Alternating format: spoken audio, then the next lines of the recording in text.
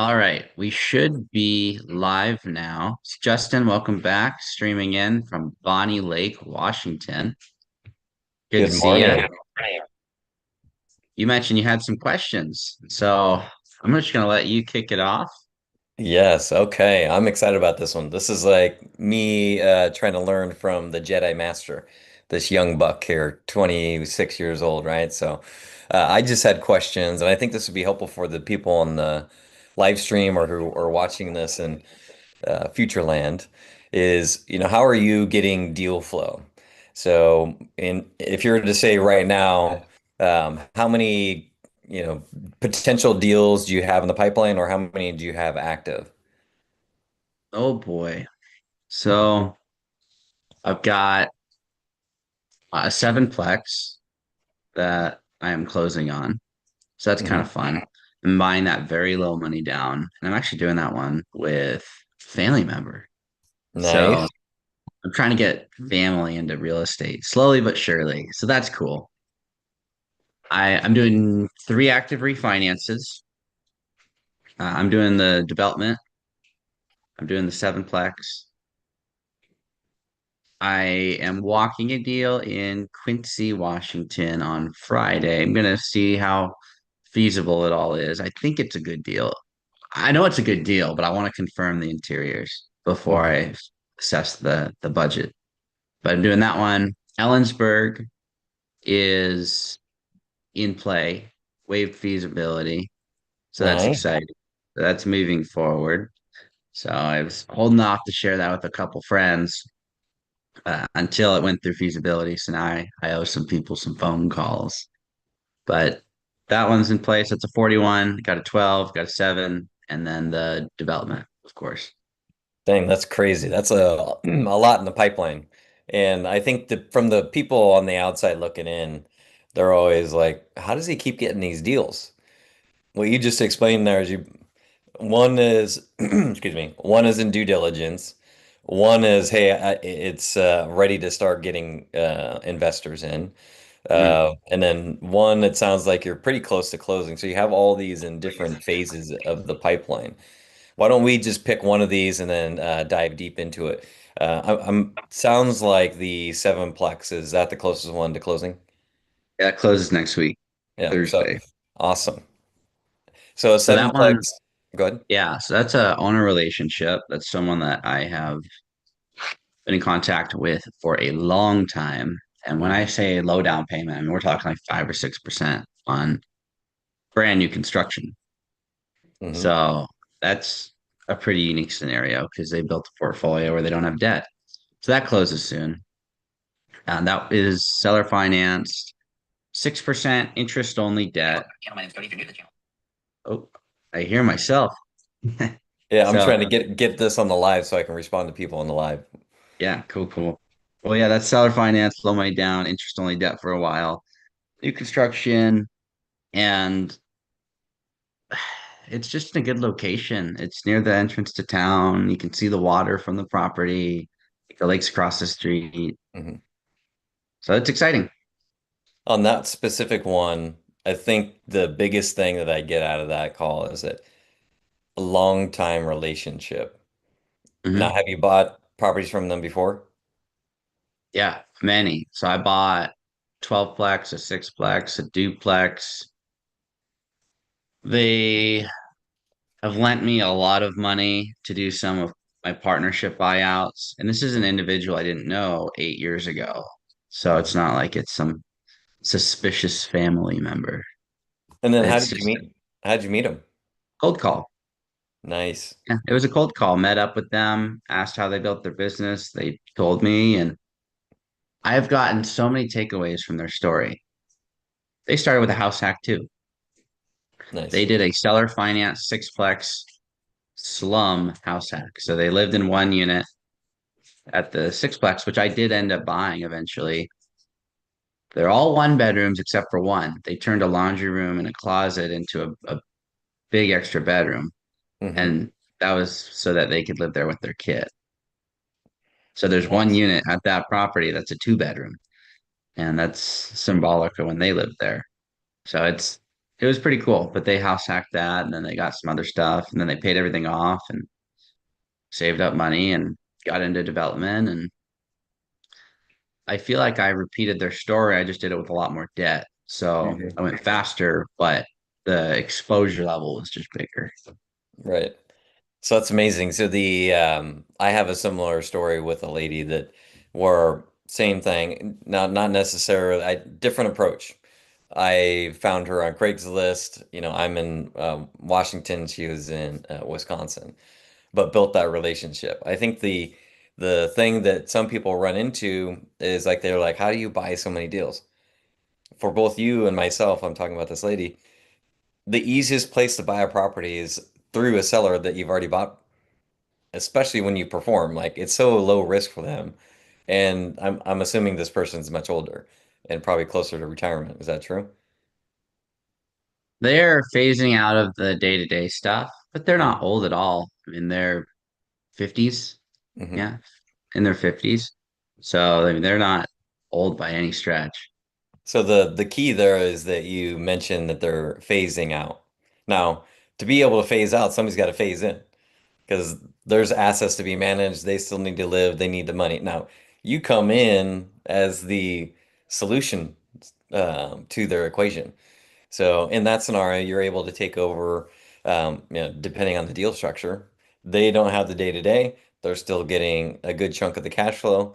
So that's where you come in. So maybe as you're thinking about all the properties that you bought, whether from that specific seller or other sellers, what are some of the problems that you help solve for these people?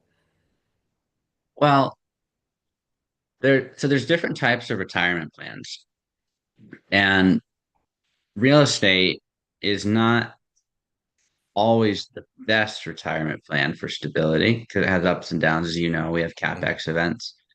So what this individual wanted to do, and what many others have opted to do, is they go from what they have built to more like a fixed benefit retirement plan. So they convert their equity in real estate and their future potential extra upside into just a fixed benefit, basically like a fixed benefit pension almost, but they get a fixed payment Yeah, for, annuity kind of, yeah. yeah, they're annuitizing all their decades of work for the rest of their life. And so this individual, you figure every property I buy from them, I end up paying them like 90 to 100,000 a year.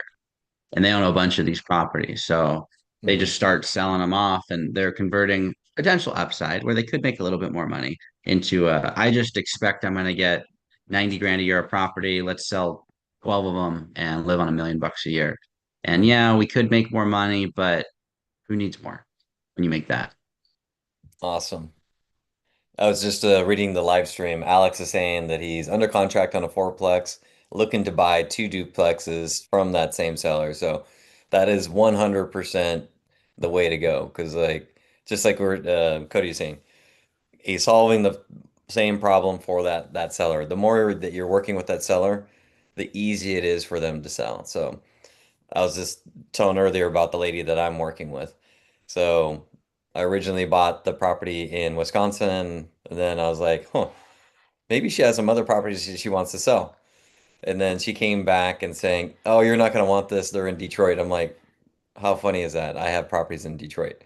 So it just magically starts to manifest. So I bought those two. She's actually, and then I bought two more from her later. So five I've already bought from this lady. So which sounds Wow. you might have done about five or so deals with your person. Mhm. And she's already saying, "Hey, I've got this last property. It's an eightplex. It's, a little bit further away, but I've already checked with my property manager in Milwaukee. They want to expand with me to expand their reach.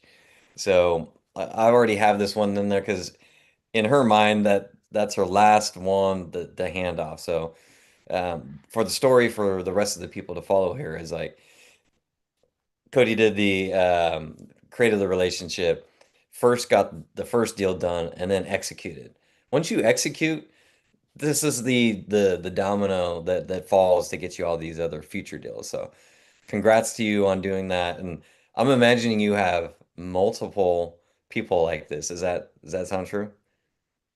There are multiple different relationships that believe in me, want me to win, this individual is almost like a second dad, he's like a real estate dad. So that's cool.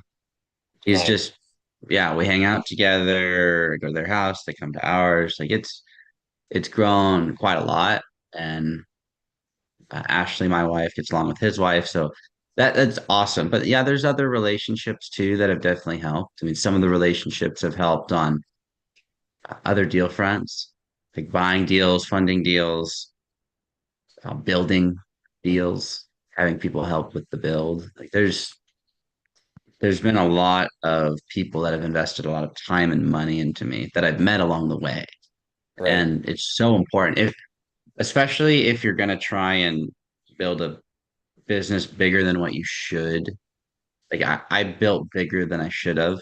Hmm. If you're going to do anything like that, you definitely need a lot of support from wealthy people, whether it's time, energy, money, Hmm. ideas. Like you're going to need something because it's incredibly hard. It's way harder than I thought it was going to be.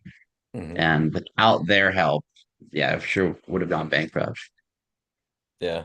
I like the when you're talking about your real estate dad, it's like, oh my God, you're hanging out with Robert Kiyosaki, rich dad. So what it sounds I like have you're, hung out with him. yeah. Yeah, and he's done a lot. It seems like he's changed a bit as he's gotten older. Hmm. He went through a phase of being really bitter, and now it seems like he's coming back around. So when I met him, he was in that kind of bitter phase, but he was very inspirational to me, and he was Yeah. almost proud of what I did because I told him, I read your book and I did what you said, and I did it zero down, and I asked how I could do it. He's like, really? And I was like, yeah. It's Hmm. like, oh, that's cool. It's almost like he didn't hear that a lot. So Well, most people want the output. They never do the input, or they keep asking how to do the input, but they never do anything. So I think for people where they're giving you their advice because they've already gone through the work. When you then take that and implement it and report it back to them, they absolutely love that. Like case in point, I'm building a real estate agent team. I'm in a Mhm. group called Go Abundance, and the guys in my Pacific Northwest area said, "Hey, you got to reach out to this guy. He's over in South Carolina. Here's his number. Go talk to him." So I talked to him, and I wrote down everything he said, and I implemented all of it. And so I finally met him in person in Breckenridge, I think 2 months ago. And I met up with him and go, hey, how, just wanted to meet you in person and say thanks for all the help. And he goes, well, how are things going? I go, I did everything you told me to do. And he goes, well, did you do good? And I go, I I doubled the business because of everything he told me. He's like, oh my God, he's so pumped, right? And because it's like, when they can help somebody else, that's almost as cool to them as a major acquisition or a major deal structure. And then the very interesting thing that came up was that when I told him that, the guy that was his mentor was standing right next to him. He goes, "This is the guy that told me what I just told you on how to do." And it was just absolutely like a surreal moment. All three of us standing there. So then I got to meet that guy, and then after that, the next day it was a conference, so I met him again. I go, "So what are you working on now?" And so then he gave me like three nuggets. And I'm like, great. So now I'm going to do these three things. Then I'm going to go back to him and tell him, hey, I did the three things and here's the results. There, when you're doing, because I've had the other thing, the other side where I am working with somebody that I'm coaching and they do it. It's like so fulfilling. And all you want to do is like, how can I help this person more? So you're setting yourself up for future deals by listening, executing, and doing these things. Now, and that could be from their advice. And I always remember this story. It's probably on one of your YouTube lives, and it might be I'm not sure if it's the dad or the other guy that you're buying from right now. Uh, I want to say it was one of your first, I think it was like a sixplex or something like that. And it had Mhm. the flat roofs, and then you pitched the roofs, and because the guy was telling you that you should do that, and you ended up Yeah, so pitching. that's the same individual. So he sold me my first 12-plex in Moses Lake, Yeah. and he told me if you pitch the roofs, I think it would be a good idea. And Mhm. so when I could, I did. And he was like, wow, you did it. And it was real. I Yeah, made a big investment in just his idea and exactly. it paid off. Yep. And the other thing is like it paid off one with the relationship, but two, for those that don't know, I'm assuming that was a torch down flat roof, and the hardest thing on roofs is just constantly underwater. So in those days where it rains and then it's just puddled water up there, these roofs don't last, maybe what, 10 years you think? Maybe 15? Maybe, yeah. And it wasn't a flat roof, it was a butterfly roof. Okay. It's That's what that you changed it to a butterfly, right?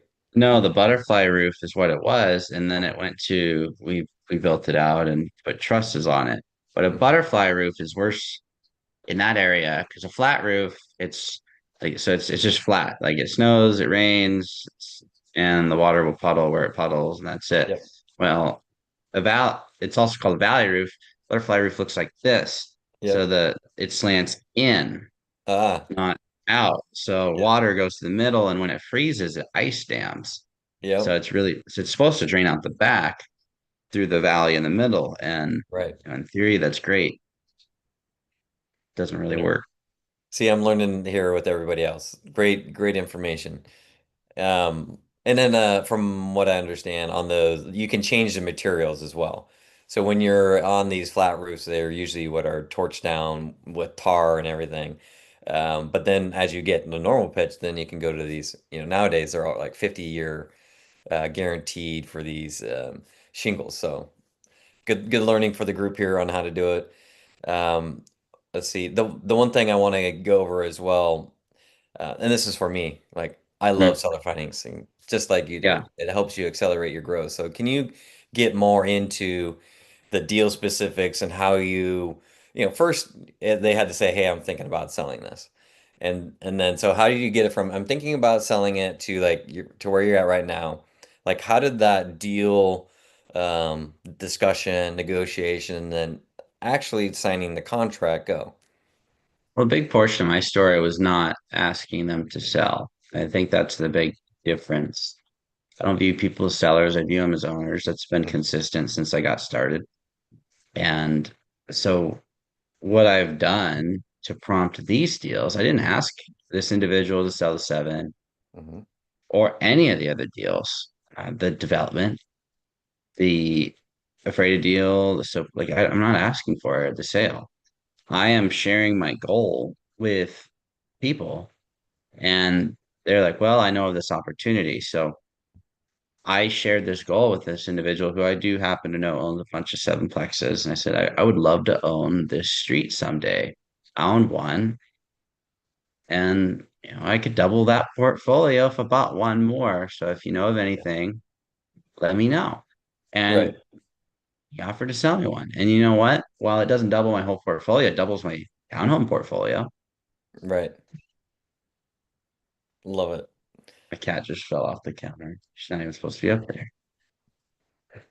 You got a jungle over there, Yeah, man. I look like I saw a dog earlier. You got a cat. I'm it's waiting a for like another yeah, animal to pop up. Hershey and Oreo. Yeah, we don't Yeah. have any other animals. So on that deal, the thing I'm picking up from what you're saying there is that you're making it known what your intentions are, right? And this is kind of with when I'm talking with Thatch when he talks about, manifesting. So you're saying, hey, that would be really cool if I could own on that street or the whole street, right? You're literally planting seeds in everyone's mind on what you're looking for. What ends up happening now, this person actually owns there. So he's like, "Oh, if I do want to sell, I can sell to you." Or it could be some other investor that says, "You know what? I remember this other guy that wants to sell that's on that same street." You're like telling the universe what you want and such that it can come back to you. So that's another thing, a golden gem for those that are watching in here.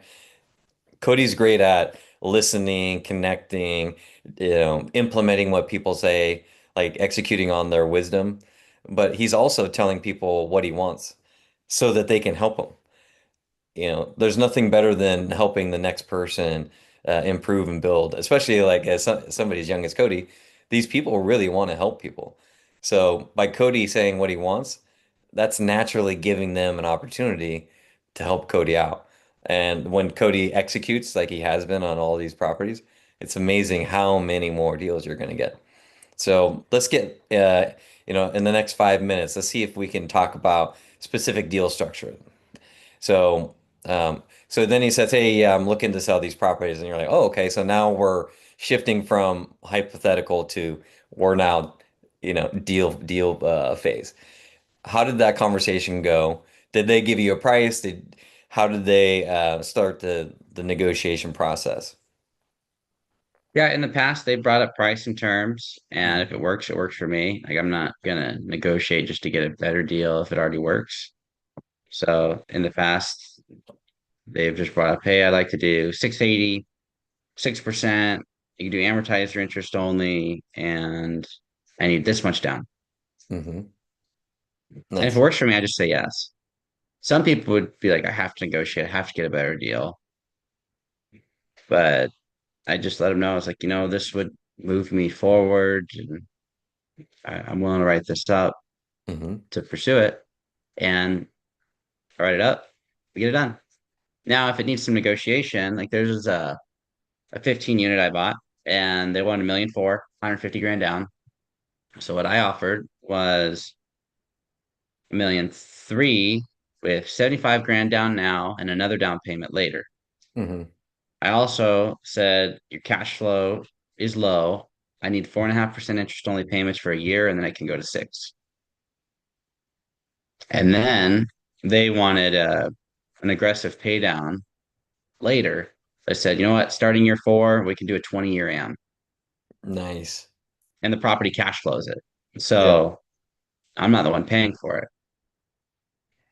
So So, basically, I got an intro period with a lower interest rate. My payment on 15 units was only 4,200 a month or whatever it was. It was low. uh-huh. And then it went up eventually to 6,000. The total debt on it originally was 1,225,000, and then I paid it down to 1,002,000 with Uh-huh. 75 down up front and then 25 down later. At that Hmm. intro period to help me with my cash flow. And um, yeah, then it goes to an amortization schedule later. I love it. Two follow-up items on it. The first one is I want to say I think I went to a Seattle meetup. I think you were presenting at Lakers. Uh, Yeah, that was a while so ago. yeah, in that one, you were talking about deal structure, and you posed the question to the audience. It's like, if somebody says they need 100K down, what question should you ask? And everyone was quiet, and I said, when do they need it? Hmm. Exactly what you just talked about there was, do you need it all today or do you need it over time? Right. And so, and I've used that one before in the past where yours was 75, 25 on 100K. But what was the space? Was it 6 months, a year? What? Well, originally, so this is the fun part. It was going to be 75 and 75 Hmm. over the course of a year. So what I ended up doing is rather than give them money, I asked them after we closed. We were maybe 4 months in, and the deal consummated around month six where we did the change. I said, you know what? I'm going to do some upgrades on the building. How about instead of me giving you 75, I give you 25 and I spend the other 50 on making your collateral better? Love it. And they said yes. And over the course of time, I took the rent roll from like 8,000 a month to 10. Hmm. So I already did good by the property. And another 6 months down the road, now it's 12,500. So I got the rent roll up tremendously. That's an amazing story. For those that are watching, the phrasing of it, he put it into the seller's perspective. Hey, instead of me doing this, what if I improve the property to better help you to make sure the collateral is there? Now, in reality, the flip side is even more true. What's Cody want? He wants better property, stable income, easier to get tenants. But he phrased it in the seller's position. So that's a huge thing to take away as you guys are watching. And I think the learning also is the way that you're phrasing this up, you're having conversations with the seller and you're saying, this is how we can get this deal to get to what you want. Ironically, I had a very similar deal where mine was how much did I pay? I want to say it was $1 million, but they Hmm. needed 150,000. And so I did the same thing. Well, when do you need it? So I did the $75,000 down, right? And then 75K later. Now, I didn't have 75,000. I think you have been borrowing money for 75. In my scenario, I went and cross collateralized some other properties. And maybe that's what you did. So I got 75 from cross collateralizing and gave it to the seller.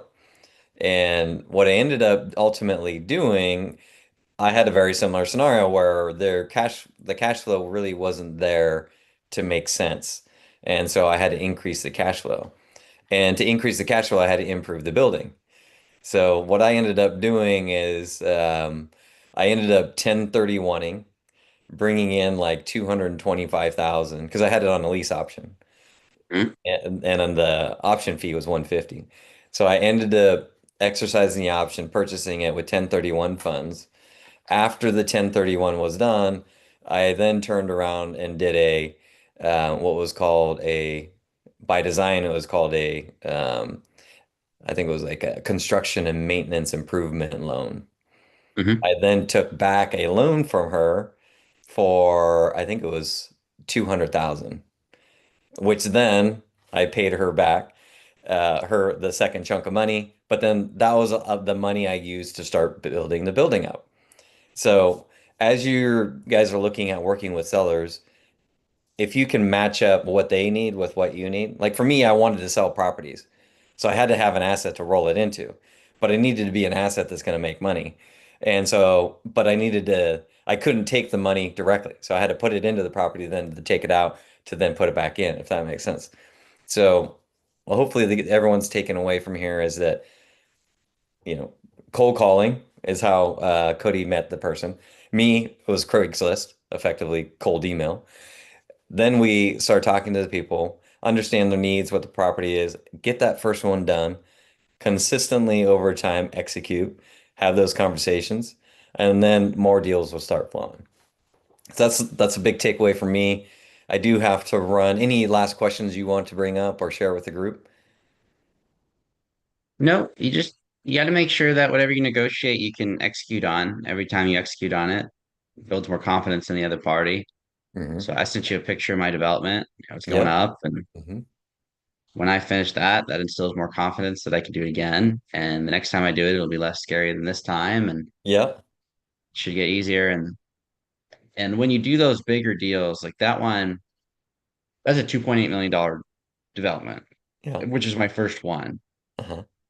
I'm assuming, it's going well right now. Assuming I finish it and lease up goes well and I'm happy with it, it would be a mistake to do anything bigger than that. And I think that's where people mess up. They get a win and they think just because it happened, I'm going to have the same exact outcome again if I go bigger. So I'm going to keep doing the same size deal over and over. You could do that with buying holds. Like I bought a 12 and then 12 and then a 638, and then I kept buying smaller stuff. Yeah. If I bought bigger and bigger and bigger, there was a chance I was going to get whacked. Like the biggest deal I do is going to be the one that sinks me. So this one's scary, but after I execute on it, I'm just going to keep doing it. Maybe five of these, five sets of 14 townhomes. And then after that, maybe I go to like 28 or go to 50 or whatever it is. But Yep. don't just keep going bigger. You have the same philosophy I have. So when I was at Amazon, I was like full risk. I was buying more as much as possible. But I ended up buying a ton of duplexes, and they were like, 60 to 80,000. The point of that was the same as you.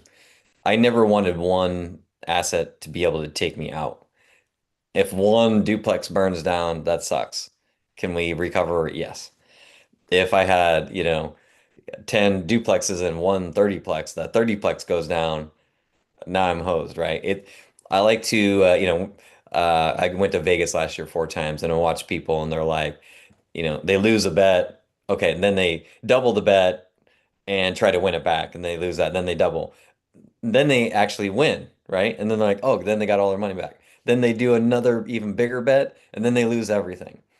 So I think that's another key takeaway for people is as you're building the portfolio, you can if you slowly incrementally grow it and not have one asset that can take you down, that gives you some stability so that when you do these deals with these sellers or private money lenders or even the hard money lenders, you are able to deliver. Because Yeah, and like, I'm a good. little worried about that because I have one asset that is half my portfolio, Mhm. which is kind of terrifying. So Right. I need time to do his thing, or I need to get a few more of these townhome sites or something. I don't know, but yeah, Yep. try not to be in that position because that is actually scary. It is, but I think I mean, I think you're living below your means though, right? And the reason for that is Yeah. you're trying to stack the cash and take the other properties. Now, as long as you have a cash on the side or lines of credit that you can pull from, at least you can stay in the game and continue to fight, because the last thing you want to do, this whole progress of getting more and more properties starts falling apart as soon as people don't have faith in you, right? Hmm. So you've executed on 100% for the 6 years I think you've been in this, right? So it's going to continue to roll. If one of those ended up going wrong, that's when the deal flow may stop. So kudos to you on continue to execute. One day at a time, but you got a jet. So we'll see you next week. And Yes, thanks for sir. jumping on.